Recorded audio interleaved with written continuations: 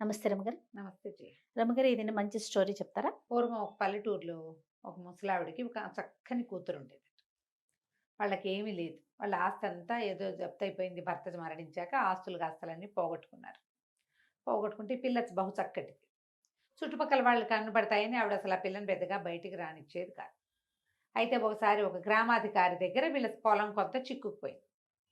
ఇప్పుడు మాట్లాడడానికి వెళ్తే ఆయన ఎప్పుడో రేపో ఎల్లుండో మీ వాకిట్లో ఇంటికొస్తానన్నాడు. ఆయన వచ్చేసరికి ఒక 60, 65 ఏళ్ల వాడు. ఆయన పెద్దవాడు. అయితే ఆ సమయానికి ఈ పిల్ల కనపడింది వాళ్ళ అమ్మాయి. కనిపించేసరికల్లా ఆయనేమన్నాడు, "నీ పిల్లని నాకిచ్చి పెళ్లి చెయ్యి. ఈ పిల్ల ఎంతో అందంగా ఉంది. మీ పొలం వదిలేస్తానన్నాడు." ఆవిడంది చిన్న పిల్ల నేను ఒప్పుకోనంది. ఒప్పుకోననేసరికల్లా ఆయనేం చేశాడు, పొలం లాగేసుకుని వీళ్ళ ఇంటి మీదకి ఏదో ఒక తగాదా తెచ్చేవాడు.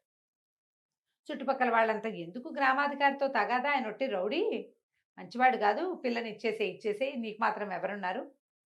ఏముందిలే ఇక ఆ రోజుల్లో చేసేవాళ్ళు. ఆవిడకేంటి ఇంత లేక లేక కలిగిన ఒక్క పిల్ల. అదేమో చక్కటిది. చిన్న పిల్ల 14 ఏళ్ల పిల్ల 16 ఏళ్లున్నాయి. దానికి ఇంత ముసలివాడితో పెళ్ళేమిటి? హ్మ్. పైగా వాళ్ళ ఇంటి చరిత్ర అంత మంచిది కాదు. ఆ కొడుకులు కూడా దుర్మార్గులే. వాళ్ళేం చేస్తారో ఈ పిల్లని, ఇంత చక్కటి పిల్లని. దాంతో ఈవిడేం చేసింది ఒకనాడు ఒప్పుకుంది పెళ్ళికి. వాళ్ళని మీరు ఏర్పాట్లు చేసుకోండి అని చెప్పింది. ఈ గొడవలు తగ్గిపోయినాయి. వాళ్ళు పెళ్లి ఏర్పాట్లలో పడ్డారు. ఈవిడేం చేసిందంటే పిల్లకి మొహానికి ఒక ముసుగు చేయించి ముక్కు మొహం వంకర టింకరగా ఉండేలాంటిది ముసుగు చేయించుకుని, "అమ్మాయి ఈ ముసుగు పెట్టుకో. నీ మొహం ఎవరికీ కనపడదు. ఇక్కడి నుంచి పారిపో. కనీసం నువ్వు బతుకుంటావని" చెప్పి పిల్లని పంపించేసింది. ఓహ్! ఆవిడ బాగా జబ్బు చేసి ఉంది. పిల్ల వెళ్ళిపోయిన 2, 3 రోజులకి ఆవిడకి అస్సలు చనిపోయింది. ఓహ్! ఇల్లు గిల్లు ఇదైపోయినా ఈ పిల్ల ఎవరెవరి ఇళ్లలోనో పని చేసుకుంటూ బతికింది. అయితే ఏమైంది, ఒక షావుకారు గారింట్లో చేరింది. దీని మొహం ఎవ్వరికీ కనపడేది కాదు. వంకర టింకర మొహం. మొహానికి ముసుగుండేది కదా! ఈ ముసుగేసుకుని ఉండి నెత్తిమించి కొంగిట కప్పుకుని ఉండేది. వీళ్ళు దీన్ని చూసి అందరూ అనేవాళ్ళు, "ఏం రూపం రా దీనిది, రూపసి" అని ఎక్కిరిచ్చేవాళ్ళు. రూపసి అని పిలిచేవాళ్ళు. అయితే జమీందారు గారింట్లో, ఒక షావుకారు గారింట్లో చేరింది. వాళ్ళ ఇంట్లో ఏంటంటే వంట మనిషికి ఏదో ఇబ్బందయితే ఓ 2 రోజులు పని చేయటానికి పెట్టుకుని ఈ పిల్ల చక్కగా వంట చేసేది. చాలా బాగా వంట చేసేది. ఆ పిల్ల వంటకి వాళ్ళు బాగా అలవాటు పడ్డారు. ఏడాది అనర్థం ఉంది. అయితే ఏమైంది, క్రమంగా పిల్ల చేసే పాయసాలు అవి అసలు వాళ్ళ చుట్టాలందరికీ మహా ఇష్టమట. అమ్మాయి పాయసం చేసినప్పుడల్లా చుట్టుపక్కల జనాలు కూడా వచ్చి తాగిపోయేవాళ్ళు. అంత బావుండేది. అయితే ఒకనాడు ఏమైంది, షావుకారు గారు, భార్య ఏదో దేవాలయానికి వెళ్లారు. హ్మ్. వెళ్తే సరే ఈ పిల్ల తలుపేసుకుని స్నానం చేస్తోంది లోపల. వాళ్ళు ఏదో ఒక పూజా ద్రవ్యం ఒకటి ఇంట్లో మర్చిపోయామని షావుకారు గారి అబ్బాయిని వెనక్కి పంపించారు. ఓహ్! ఈ అబ్బాయి తలుపు కొట్టేసరికల్లా ఈ అమ్మాయి ఏం చేసింది, మరి తలుపు తీయాలి కదా! గబుక్కన పరిగెత్తుకుంటూ వచ్చి తలుపు తీసేసి ఒక్క పరుగులో వెళ్ళిపోయి లోపల స్నానాలకు గది వైపుకి ఆ! వెళ్ళిపోయింది. ఈ వెళ్ళిపోయేటప్పుడు అమ్మాయి ఏం చేసింది, స్నానం చేసేటప్పుడు ఆ ముసుగు ఏం తడుపుతారో ముసుగు తీసి పక్కన పెట్టింది. కొంగైతే కప్పుకుంది గానీ, ఈ అమ్మాయి మొహం కనపడింది వాడికి. ఓహ్! 10 సెకండ్లు అందమైన మొహాన్ని చూసాడు. అదొచ్చింది రూపస్ అనుకోవాలి. ఇంకోళ్ళెవరో వచ్చారనుకున్నాడు. అక్కడి నుంచి రూపసి, రూపసి అని కేకలు పెట్టాడు. బాబు స్నానం చేస్తున్నాను వస్తానని చెప్పింది. మరింటికి ఎవరొచ్చారు? నీ స్నేహితురాలు ఎవరైనా వచ్చిందా అని కేకేశాడు. ఎవరు రాలేదు, నేనే ఉన్నాను. స్నానం చేసొచ్చాక ముసుగేసుకుంది. నేనిప్పుడు ఒక అమ్మాయిని చూశాను. నీ అంత ఎత్తే ఉంది. హ్మ్. ఆ పిల్ల మొహం ఎంతో బావుంది. ఆ మాట చెప్పగానే ఇంకో అమ్మాయిని చూసాను. నీ అంత అమ్మాయి అంటే నన్నే చూసావు నువ్వంటుంది. నేను చూసింది నిన్ను గాదు ఆ అమ్మాయి ఎవరో అని అంటాడు. సరే అక్కడి నుంచి రోజు ఈ పిల్లని పరిశీలించడం మొదలుపెట్టాడు. దీని పాదాలు, చేతులు అతి సుకుమారంగా ఉంటాయి. తెలుపు, గోల్డ్‌వి చక్కగా వేళ్ళు నున్నగా. మొహం బాగోదు. సాధారణంగా మొహం బాగోపోతే చే చే వాటి మీదకి ఎవరికీ దృష్టి వెళ్ళదు గదా! అవునవును. కానీ వీడు ఇదే సైజ్ అమ్మాయిని ఆ అమ్మాయికి ఇది అబద్ధం చెప్తోందని చూడగా వీడికేమర్థమైంది? దాని ముక్కు, మొహం ఎందుకో వంకర టింకరగా ఉన్నాయి గానీ, దాని జుట్టు బావుంది. దాని పర్సనాలిటీ బావుంది. చేతులు, పాదాలు చక్కగా అందంగా శుభ్రంగా కనపడుతున్నాయి. మంచి గుడ్ ఫిగర్‌లో ఉంది పిల్ల. 17, 18 ఏళ్ల పిల్ల. గమనించగా ఇతనికి ఏమర్థమైంది? ఈ అమ్మాయే ఆ అమ్మాయి ఖచ్చితంగా. ఈ కనపడుతున్న మొహం మాత్రం కాదు. ఒక 6 నెలలు దాని వెనకాల తిరిగి అది ముసుగు లేకుండా ఇంకోలా ఉంటుందని కనిపెట్టేసాడు. కనిపెట్టాడు. కనిపెట్టాడు. కనిపెట్టి అక్కడి నుంచి ఈ పని పిల్లని పెళ్లి చేసుకుంటానని పెట్టాడు వాళ్ళమ్మ దగ్గర. హ్మ్. వాళ్ళమ్మ, "ఒరేయ్ బావుండదు నువ్వు అనాకారిగా ఉన్న పిల్లని చేసుకోవటం ఏంట్రా? అది ఎంత వంట బాగా చేస్తే మాత్రం వంట బాగా చేస్తుంది. చాలా రుచిగా చేస్తుంది. చక్కగా అన్ని పనులు చేస్తుంది. బుద్ధిమంతురాలు. కానీ ఇంత వికారమైన పిల్లని చేసుకోవడం ఏంటంటే, అమ్మ అది వికారమైన పిల్ల కాదు" అని చెప్పి ఏం చేశాడు, తల్లికి ఈ అమ్మాయి మొహం మీద ఉన్న ముసుగు లాగేసి చూపించేసాడు. ఓహ్! దాంతో తల్లి ఆశ్చర్యపోయింది. ఎంత చక్కటి పిల్ల! కాగడా వేసి వెతికినా మన వాళ్ళలో ఇట్టటి పిల్ల దొరకదు. ఇట్లా ఆలోచించుకుని బతిమలాడుకుని పిల్లనిచ్చి పెళ్లి చేసుకున్నారు. అయితే ఈ పెళ్లి చేసేసరికల్లా ఏమైంది? పెళ్లి చేయటానికి వీళ్ళకి ఒక మంత్రవాది అయిన పురోహితుడు ఒకడొచ్చాడు. హ్మ్. ఆయన కన్ను పడింది ఈ పిల్ల మీద. అయ్యో! ఎంత బావుంది! ఈ పిల్లని ఎట్లాగైనా స్వాధీనపరచుకోవాలనుకున్నాడు. తీసుకెళ్ళిపోవటం కాదు. స్వాధీనం చేసుకోవాలంతే. చూస్తూ ఉండేవాడు వచ్చినప్పుడల్లా పరిశీలనగా. కొంతకాలం గడిచింది. పెళ్ళై 2, 3 సంవత్సరాలయింది. 20 ఏళ్ళు దాటినాయి ఆ పిల్లకి. పిల్లలు కలగలేదని పిల్లల కోసం గురువుగారిని అడిగారు. గురుస్వామిని. అమ్మాయికి సంతానం కలగలేదు ఇంకా పెళ్ళై 3 సంవత్సరాలు అయిపోయింది అని అడిగేసరికల్లా ఈయనేమన్నాడు, మాది మనకి రొట్టె విరిగి నేతిలో పడిందని, సరే ఏదో పూజ చేస్తానన్నాడు. పూజ చేస్తానంటే ఈ పిల్లకి మొదటి నుంచి ఆయన చూపులు నచ్చేవి కాదు. హ్మ్. పైగా ఈయన మంత్రవాది. హ్మ్.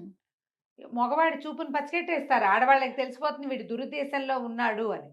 సరే ఏం చేసింది?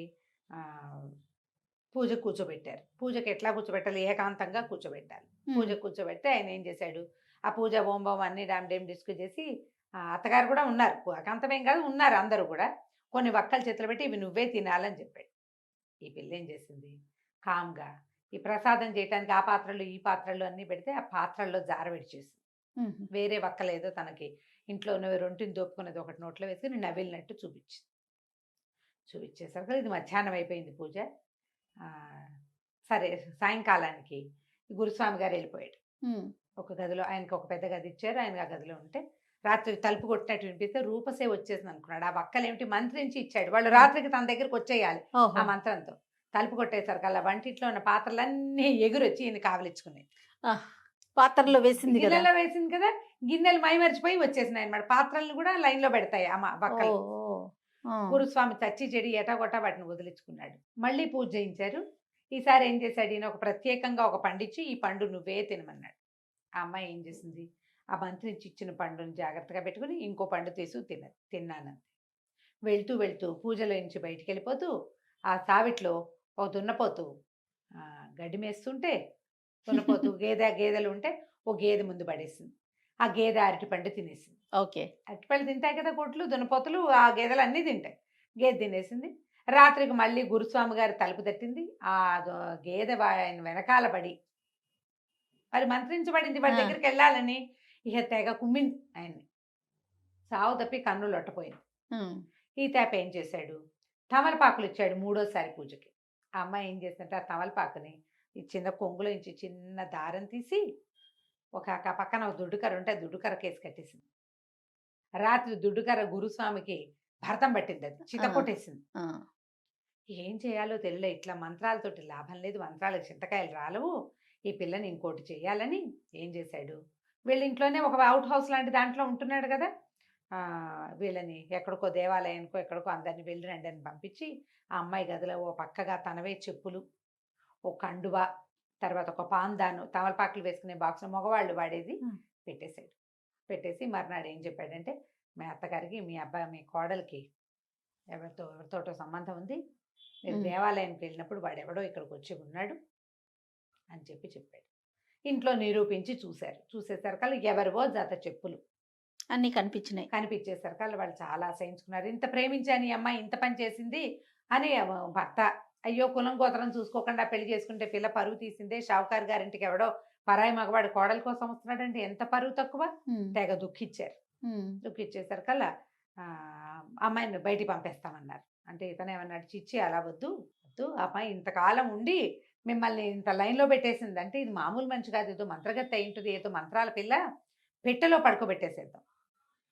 ఆ పెట్టె తీసుకెళ్ళి నేను సముద్రంలో పారేయిస్తా. మళ్ళీ మన జోలికి రాకుండా ఉంటుంది.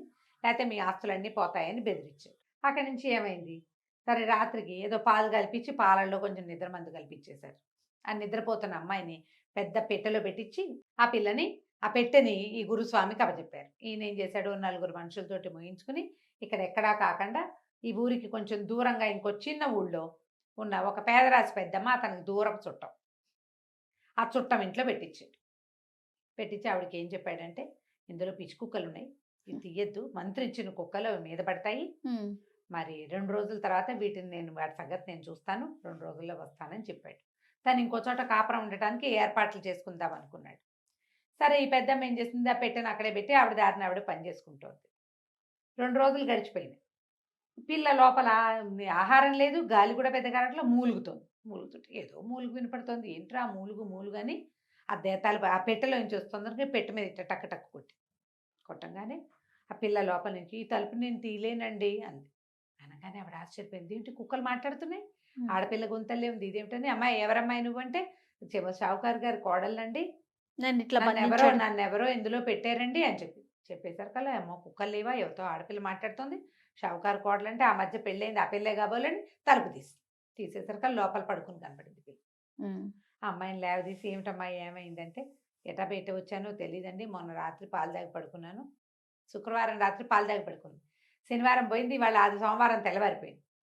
ఉమ్, సరే ఆవిడేం చేసింది, పిల్లని అదేసి బయటికి తీసుకొచ్చి కాస్త మంచినీళ్ళు ఇచ్చి ఏదో తినడానికి పెట్టి, "అసలు ఏం జరిగిందంటే ఇదిగో ఇలాంటి ఈ పెట్టె ఎవరు తెచ్చారు" అని. ఆ పెట్టె తమ అత్తవారింట్లోది, అది గుర్తుపట్టింది, తన గదిలో ఉండే భోషాణమే అది. ఉహుం, ఎవరు తీసుకొచ్చారు? మీ గురుస్వామి తీసుకొచ్చాడు. ఆ గురుస్వామి దుర్మార్గుడు ఇప్పటికి 3 ప్రయత్నాలు చేశాడు నన్ను స్వాధీనపరచుకోవడానికి.